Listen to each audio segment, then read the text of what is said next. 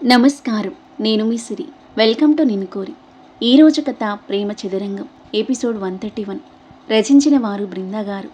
ఇక కథలోకి వెళ్తే, చెప్పండి మిస్టర్ అదవ్రాణ గారు, what's the deal? How can I help you? అడిగింది ఇషు చేతులు టేబుల్పై పెడుతూ.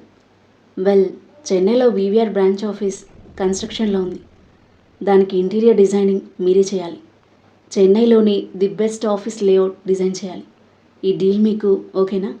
సూటిగా కొన్ని క్షణాలు చూసిన ఇషాన్వి. ఓకే మిస్టర్ అదవ్రాణ గారు, తప్పకుండా చేద్దాం. ఎప్పటి నుండి స్టార్ట్ చేయాలి? Next week. And payment details చెప్తే వీ కెన్ ప్లాన్ అకార్డింగ్లీ. చురుగ్గా లుక్ ఇచ్చింది Ishanvi. I mean big project కదా, క్రోర్స్లో అవుతుంది. మా వల్ల మీకు నష్టం రావడం మాకు ఇష్టం లేదు. So please. ఆమె సీరియస్ లుక్స్ గమనిస్తూ యాటిట్యూడ్ మెయింటైన్ చేస్తూ చెప్పాడు అదు. కళ్ళు చిన్నవి చేసి గుర్రుగా చూసింది ఇషాన్వి. హో రియలీ అంటూ చైర్లో నుండి లేచి అదవ్ దగ్గరకొచ్చి తనని చూస్తున్న అదవ్ని కోపంగా చూస్తూ, పేమెంట్ డీటెయిల్స్ చెప్పాలా అంటూ అదవ్ తల మీద టపా కొడుతుంటే చేతులు అడ్డు పెడుతూ తప్పించుకుంటున్నాడు అదవ్. మిసెస్ ఇషాన్వి గారు, పరాయి వాళ్ళ మొగుడు మీద చేయి చేసుకోవడం పాపం అండి. మా వైఫ్కి తెలిస్తే మీ భర్తం పడుతుంది. అసలే మా వైఫ్ రాకాసి. అదవ్ టీజీగా నవ్వుతుంటే చిరు కోపంగా చూస్తూ కొట్టేస్తుంది ఇషు. నవ్వుతూ తన రెండు చేతులు పట్టుకొని ఒడిలోకి లాక్కుంటాడు. సరాసరి అతనిపై కూర్చున్నట్టుగా పడిన ఇషాన్వి లేవబోతుంటే ఆ ఛాన్స్ ఇవ్వకుండా తన చుట్టూ చేతులు వేసి లాక్ చేస్తాడు. ఎందుకే అంత కోపం? పర్సనల్ అండ్ ప్రొఫెషనల్ వేరు కదా. అయితే మాత్రం నా సొంత ఫ్యామిలీ కోసం చేసే వర్క్కి మనీ తీసుకుంటానని ఎలా అనుకున్నావు నువ్వు? నన్ను పరాయిదాన్ని చేస్తున్నావా?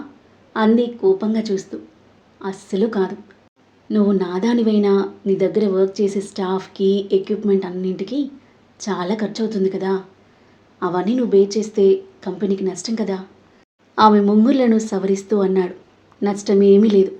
కంపెనీ కొన్ని కోట్ల లాభాలలో ఉంది. ఆ ప్రాఫిట్ తగ్గుతుంది అంతే. ఒకవేళ నష్టం వచ్చినా ఐ డోంట్ బాదర్. మన కంపెనీ కోసమే కదా చేసేది. ఏం కాదా? మన కంపెనీ కాదా? ఓన్లీ మీ కంపెనీనేనా? అంది సాగదీస్తూ. చిన్నగా నవ్వుకున్నాదు. మనదే కానీ కానీలు గినీలు ఏమీ లేవు. వీవీఆర్ కంపెనీస్ మనవైనప్పుడు ఆ ఇంటీరియర్స్ కూడా నాది మాత్రమే కాదు, మనది.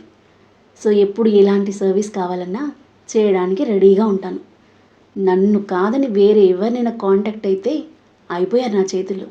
స్వీట్ వార్నింగ్ ఇస్తూ అతని తలపై చిన్నగా ముట్టింది. అలాగా? ఏం చేస్తావేంటి? మాటలో చెప్పను, చేసి చూపిస్తా. అలాగే రౌడీ బేబీ, తమడు ఇంత స్ట్రాంగ్గా చెప్పాక ఒప్పుకోకుండా ఎలా ఉంటాను అని మురిపంగా చూస్తూ తన బుగ్గన ముద్దిచ్చాడు. మిస్టర్ అదవ్రాణ, ఇది ఆఫీస్. మీ అల్లరి వేషాలు ఆపి నన్ను వదలండి అంది లేవడానికి ప్రయత్నిస్తూ. తనని లాగి ఇంకా గట్టిగా చుట్టేసుకున్నాడు అదవ్. No problem. మనం బయట ఎవరికి కనిపించం. అండ్ నీ పర్మిషన్ లేకుండా ఎవరు లోపలికి రారు. So full privacy. ఏమైనా చేసుకోవచ్చు. ఆమె చెవులను పెదాలతో తాకుతూ అదవ్ అల్లరిగా అంటుంటే ముసిముసిగా నవ్వుతూ చూస్తూ, నీ సరసానికి వేలా పలలేదా? ఇందాకే కదా ఇంటి నుండి వచ్చింది అంది. నీ మొగుడు రొమాన్స్ల కింగే. 24/7 ఆన్లోనే ఉంటాడు అంటూ తన చెవి తమ్మి మునిపంటితో లాగేసరికి ఇషు నరనరాలు జీవమనగా తనువు సన్నగా కంపించింది. టక్కున అతని ఒడిలో నుండి లేచి నిలబడింది. చిలిపి నవ్వుతూ కొంటెగా కన్నుగీటాడు అదవ్ చిన్నగా నవ్వుకొని. అంతలోనే చిరు కోపంగా మొహాన్ని మార్చేసింది ఇషు. నేను వర్క్ చేసుకోవాలా వద్దా? వెళ్ళిక్క నుండి. అతని చేయి పట్టి లేపుతుంటే కదలకుండా స్టడీగా కూర్చొని నవ్వుతున్నాడు. తన బలమంతా ఉపయోగించి ఇషు లేపడానికి ట్రై చేసిన కాస్త కూడా కదలలేదు అదు. చేతులు కట్టుకుని మూతి ముడుచుకుంది ఇషు. నవ్వుకున్నాదు. గేమ్ 1 కేస్, వెళ్ళిపోతాను అని తన చెంపను చూపించాడు. ముద్దుతో పాటు చెంపను చిన్నగా బైట్ చేసి వదిలింది ఇషు. రాక్షసి. ముద్దుగా తిట్టుకొని బాయ్, నైట్ ఎర్లీగా వర్క్ కంప్లీట్ చేసుకో అని చెప్పి అదవ్ స్టైల్గా నడుచుకుంటూ వెళ్తుంటే తనలో తానే నవ్వుకుంటూ తన సీట్లో కూర్చున్న ఇషు. మూర్తి నేహారాగా వాళ్ళతో ప్రాజెక్ట్స్ గురించి డిస్కస్ చేసి పనిలో పడింది. 2 రోజుల తర్వాత కొత్త జంట అనికా సామ్రాట్లు తమ హనీమూన్ ట్రిప్ మాల్దీవ్స్కి ప్రయాణమయ్యారు. ఫ్యామిలీ అందరూ ఎయిర్పోర్ట్కి వెళ్ళి జాగ్రత్తలు చెప్పి ఇద్దరికి సెండ్ ఆఫ్ ఇచ్చారు. ఫ్లైట్లో సామ్రాట్ పక్కన కూర్చొని అతని చేయి పట్టుకుని భుజంపై హాయిగా తలవాల్చి అతనితో మొదటి ఫ్లైట్ అండ్ ఇంటర్నేషనల్ ట్రిప్కి ప్రయాణం సాగించింది అనిక. రాత్రి 7 అవుతుండగా తాము రిజర్వ్ చేసుకున్న కాటేజ్కి చేరుకున్నారు అనిక, సామ్రాట్. ఆ కాటేజ్ను చూడగానే ఇద్దరి కళ్ళు మెరిశాయి. స్వచ్ఛమైన నీలి సముద్రం మధ్యలో చెక్కలతో అందంగా తీర్చిదిద్దబడిన కాటేజ్, దానికి ఆనుకుని స్విమ్మింగ్ పూల్, ఆ పూల్ నుండి చెక్క మెట్లు సముద్రంలోకి దారిని పరుచుకొని ఎంతో అద్భుతంగా కనిపిస్తున్న ఆ లొకేషన్ వారి కళ్ళను మిరుమిట్లు గొలుపుతూ అమితంగా ఆకర్షించింది. ఆ రాత్రి వేళ చంద్రుడు సముద్రంలో ప్రతిబింబిస్తూ కొత్త కాంతిని వెదజల్లుతున్నాడు. ప్రైవేట్ ఐలాండ్ కావడంతో జనసంచారం ఎక్కువగా లేదు. కాటేజ్ల మధ్య కాస్త ఎక్కువ దూరం ఉండి కొత్త జంటలకు ప్రైవసీకి భంగం కలగకుండా తమ ఏకాంత సమయాన్ని నిశ్చింతగా గడిపేలా ఉంది. కాటేజ్లను కలుపుతూ సముద్రం మీదుగా వేసిన చెక్క వంతెన స్పెషల్ అట్రాక్షన్గా నిలిచింది. ఆ చల్లని ఆహ్లాదకర ప్రకృతి అందాలు వారి మనసును పరవశింపజేస్తూ తనవును పులకింపజేస్తున్నాయి. వావ్ సామ్రాట్, ఎంత బాగుంది లొకేషన్, ఐ లవ్ ఇట్ అని అంటూనే వంతెన మీదుగా పరిగెత్తి కాటేజ్ పైకి చెక్క మెట్ల ద్వారా ఫాస్ట్గా ఎక్కేసి స్విమ్మింగ్ పూల్లో దూకేసింది అనిక. లగేజ్తో ఆమె వెనకే వచ్చిన సామ్రాట్ అనిక కేర్ఫుల్ అంటూ మెడ వరకు ఉన్న వాటర్లు కేరింతలు కొడుతున్న తనని చూసి రిలాక్స్ అయి నవ్వుతూ చూస్తున్నాడు. అతనిపై వాటర్ చల్లి రా లోపలికి అంది. సామ్రాట్ తల అడ్డంగా ఆడిస్తుంటే టక్కున అతని చేయి పట్టి లోపలికి ఆగింది. ఇంత చల్లగా ఉన్నాయి, ఎలా ఉంటున్నావే? దేహానికి చల్లగా తగిలిన వాటర్కి జలదయిస్తూ అన్నాడు సామ్రాట్. చల్లగా ఉన్నా బాగుంది అని క్యూట్గా అంటూ అతనిపై వాటర్ చల్లుతుంటే సామ్రాట్ తిరిగి ఆమెపై నీటి జల్లులను కురిపించాడు. ఇద్దరూ ఆ నీటిలో జలకాలాడుతూ కాసేపు చిన్న పిల్లలే అయ్యారు. అనిక, ఇక చాలు వెళ్దాం పదా అన్నాడు తడి జుట్టును విదిలిస్తూ. ఇంకాసేపు ఉందాం సామ్రాట్, బాగుంటుంది. ఇంకాసేపు ఇలాగే ఉంటే కోల్డ్ అయి ఫీవర్ కూడా వస్తుంది. సిక్ అయితే ట్రిప్ ఎంజాయ్ చేయలేము. ఇక్కడే ఉంటాంగా, రోజు కాసేపు ఎంజాయ్ చేద్దాం కానీ పదే ఇప్పుడు. సరేలే అనుకుంటూ అతని చేయి పట్టుకుని తడిచిన బట్టలతో ఇబ్బందిగా నడుస్తుంటే ఆమెను ఎత్తుకుని కాటేజ్లో దింపాడు. నువ్వు ఫ్రెష్ అవ్వు, లగేజ్ తీసుకొస్తాను. సామ్రాట్ పూల్ దగ్గరికి నడవగా టవల్ తీసుకుని వాష్రూమ్కి వెళ్ళిన అనిక ఫాస్ట్గా బాత్ చేసి వాష్రూమ్లో అరేంజ్ చేసిన బాత్రూమ్ వేసుకొని బయటకొచ్చింది. తనని ఊరకంట చూస్తూ ఫాస్ట్గా బాత్ చేసి వచ్చిన సామ్రాట్ తల తుడుచుకుంటున్న అనికను వెనక నుండి చుట్టేశాడు. ఉలిక్కిపడి వెనక్కి తిరిగి నవ్వుతూ చూసింది. లుకింగ్ సో హాట్ అంటూ ఆమె చెంప మీద వేలాడుతున్న జుట్టుని చెవి వెనక్కి నెట్టి ఉగ్గపై సుతారంగా పెదాలు ఆనించాడు. బ్లష్ అవుతూ దూరం జరగబోయిన ఆమె చేయి పట్టుకుని ఒక్కసారిగా వెనక్కి లాగడంతో గిరున తిరిగి అతనికి అతుక్కుపోయింది అనిక. షర్ట్ లేని అతని అనచ్చాయిత ఛాతి ఆమె మోముకి చల్లగా తగులుతుంటే తడబడి మొహం పక్కకి తిప్పుకొని చూస్తుంది. తడిచిన జుట్టుతో కడిగిన ముత్యంలా ఉంది ఆమె మోము. సిగ్గుతో బుగ్గలు ఎరుపు వర్ణాన్ని సంతరించుకుంటే పెదాలు కనిపించినట్టుగా అదురుతున్నాయి. ఆమె చెంప మీద చేయి వేసి తడుముతూ ఆమె కింద పెదవిని బొటన వేలుతూ సుతారంగా నిమరసాగాడు. అతని మత్తెక్కించే చూపులకు స్పర్శకు అనిక గుండెల్లో అలజడి మొదలై ఊపిరి భారమైపోయింది. ఎగశ్వాస తీసుకుంటూ అతని వైపు చూసి అతని చూపులకు తాళలేక మళ్ళీ మొహం తిప్పేసుకుంటుంటే బుగ్గలను ఒత్తిపట్టి మొహాన్ని తన వైపుకు తిప్పుకున్నాడు సామ్రాట్. ఊపిరి బిగబట్టి చూస్తుంది అతని వైపు. కొన్ని క్షణాలు ఆమె కళ్ళలోకి చూసి త్వరగా రెడీ అవ్వు, డిన్నర్ చేద్దాం అని సామ్రాట్ తనని వదిలేసేసరికి గాలి తీసిన బెలూన్లా అయిపోయిన అనిక మోములో నిరాశ అలముకుంది. మూతి బిగించి కళ్ళు చిన్నవి చేసి చూసింది అతని వైపు. ఆమె ఫేస్లో ఎక్స్ప్రెషన్స్కి నవ్వు వస్తుంటే ఆ నవ్వు ఆపుకుని, ఏంటలా చూస్తున్నావు, త్వరగా రెడీ అవ్వు కావాలని మరింత ఉడికిస్తూ షర్ట్ తీసుకోవడానికి బ్యాగ్ దగ్గరికి వెళ్ళబోయాడు. గుర్రుగా చూసిన అనిక అతని బెడ్ మీదకి తోసేసి మీదకి చేరిపోయింది. ఏంటి ఎక్కువ చేస్తున్నావు, కావాలని టీచ్ చేస్తున్నావు కదా నన్ను అని అతని జుట్టు పీకుతుంటే ఆమె చేయి పట్టుకుని ఆపి తనని బెడ్ మీదకి చేర్చి మీదకి చేరి నవ్వుతూ చూస్తున్నాడు సామ్రాట్. వదిలి నన్ను అంది అతన్ని నిట్టేస్తూ. సామ్రాట్ నవ్వుకుని, ఒకప్పుడు నన్ను టీచ్ చేసావుగా ఇలాగే, దానికి రివెంజ్ అని కన్ను గీటాడు. అనిక మూతి ముడుచుకుని అలాగే చూస్తుంటే చటుక్కున్న ఆమె పెదాలపై ముద్దిచ్చి జస్ట్ కిడ్డింగ్ అన్నాడు. అనిక పెదాలు చిన్నగా విచ్చుకున్నాయి. నాటి ఫిలో లెగు, నిన్న చేద్దాం. ఇప్పుడే వెళ్ళాలా ఆమె మెడవంపులు పెదాలతో తాకుతూ మత్తుగా అడుగుతుంటే నోట మాట రావట్లేదు అనికకు. ఏదో మాయ చేసావే నన్ను. ఇలా ఉండేవాణ్ణి ఇలా అయిపోయాను. పూర్తిగా నీ మాయలో పడేశావు. ఆమె మెడపైన తీపి గుర్తు వదిలేసరికి తీయని నొప్పికి చిన్నగా మూలిగి అతని జుట్టు గట్టిగా పట్టుకుంది అనిక. అతని మాటలు ఆమె మనసును మురిపిస్తుంటే అతని సరసాలు ఆమె తనువును మైమరిపిస్తున్నాయి.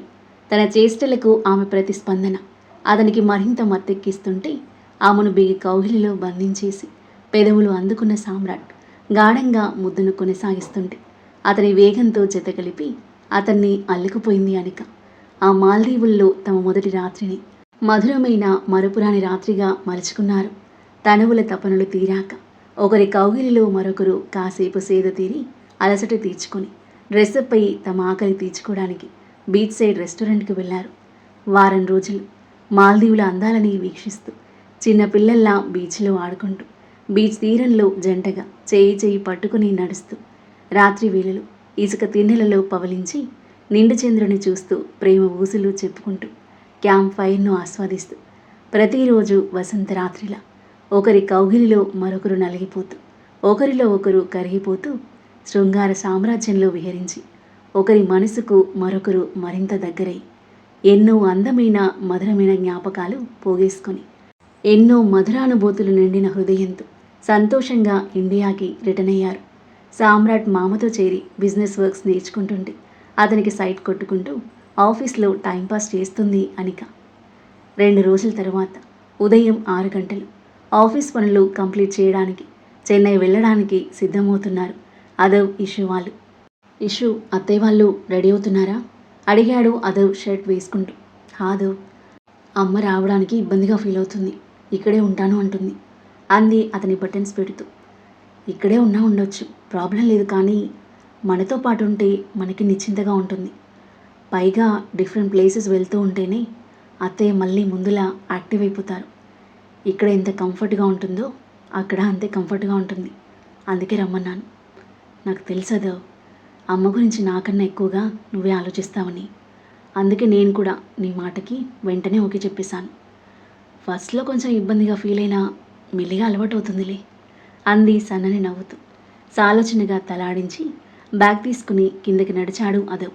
తనని అనుసరించిన ఇషు మనస్విని కోసం గదిలోకి వెళ్ళేసరికి బ్యాగ్ పక్కన పెట్టుకుని సోఫాలో దిగాలుగా కూర్చొని ఉంది. కూతురి పిలుపుకి తలెత్తి చూసింది. ఏంటమ్మా అలా ఉన్నావు? మమ్మల్ని వదిలి నువ్వు ఉండగలవా చెప్పు అంది పక్కన కూర్చుంటూ. ఉండలేనురా, కానీ అక్కడ అని ఆగిపోయింది మనస్విని. అక్కడ ఏం ప్రాబ్లం ఉండదమ్మా, అదేం పరాయి వాళ్ళ ఇల్లు కాదుగా. అక్క బావ నీతో ఎంత బాగుంటారు. వాళ్ళు నిన్ను ఎప్పుడో ఓన్ చేసుకున్నారు. నువ్వు అస్సలు వరి అవ్వాల్సిన అవసరం లేదు, సరేనా అంది తన గడ్డం పట్టుకొని. అలాగేరా సన్నని నవ్వుతూ తలాడించింది మనస్విని. దట్స్ మై అమ్మ. తనని హత్తుకుని బొగ్గపై ముద్దు పెట్టుకున్న ఇషు. పద వెళ్దాం, ఫ్లైట్కి టైం అవుతుంది. బ్యాగ్ తీసుకుని బయటికి నడవగా తనతో పాటు కదిలింది మనస్విని. సుగుణమ్మ రెడీనా? ఇషు మాటలకు రెడీ అమ్మా అంటూ బ్యాగ్తో నుండి గదిలో నుండి బయటకొచ్చింది సుగుణమ్మ. నలుగురు కార్లు స్టార్ట్ అయ్యి ఎయిర్పోర్ట్కి బయలుదేరారు. వాళ్ళు రీచ్ అయ్యేసరికి విష్ణువర్ధన్, లక్ష్మీపార్వతి, పద్మభూషణ్, ప్రేమ్తో పాటు చెన్నైలో వర్క్ చేయబోయే ఇషు ఇంటీరియర్ డిజైనింగ్ టీం ఎయిర్పోర్ట్లో ఎదురు చూస్తున్నారు. ఇషు అదో వాళ్ళకి సెండ్ ఆఫ్ ఇచ్చి ఇంటికి రీచ్ అయ్యారు విష్ణువర్ధన్ వాళ్ళు.